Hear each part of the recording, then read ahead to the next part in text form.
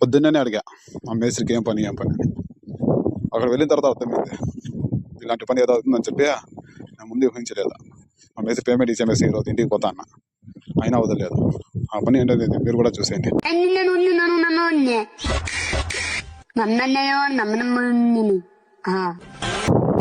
నా పేరు దిల్దారు, నా పని బెల్దారు. ఈ సీలింగ్ల పని అంటేనే ఉంటుంది మాకు తలనొప్పి, ఫుల్ జోరు. ఈ లోపల ఒకటి కనపడదు సాయుధులు, కరెంట్ లేకపోతే పని చేయబుద్ధి కూడా కాదు. అలాంటిది టైంలో దీన్ని కొట్టి కొట్టి కొట్టి అలసిపోయారు మా వాళ్ళు అయితే. ఆ తర్వాత ఇంకా ఏదో చెప్పి పేపర్లు తెప్పించుకొని పేపర్తో అంటించాల్సి వచ్చింది. దాన్ని క్లీన్ చేయాలంటే ఆషామాషా కాదు. అది చేసేవాళ్ళు మాకు తప్ప చూసేవాళ్ళు మీకేం తెలీదు. ఇలా మొత్తాన్ని కాల్చేసాను అనమాట. నింపి పెట్టాను పూర్తిగా దీనికి. ఇలా కాల్చుంటే షే మీదకి ఎక్కడ పడుతుందని చెప్పి అదొక భయము. అలా ఇలా కాదే మా బాధలో. అతకు ఓకే అని చెప్పి పని చేసుకుంటాం అంటే కరెంట్ వెళ్ళిపోయింది. ఈ రూమ్లో కరెంట్ లేదు ఉంటే తప్ప పని చేయలేము. ఆ తర్వాత ఒక టార్చ్ ఉంటే తీసుకొచ్చి దాన్ని అక్కడక్కడ వేసుకొని పని చేసామన్నమాట. ఏమన్నా అంటే కనబడతాం లేదు రా అంటారు అన్న పాపం.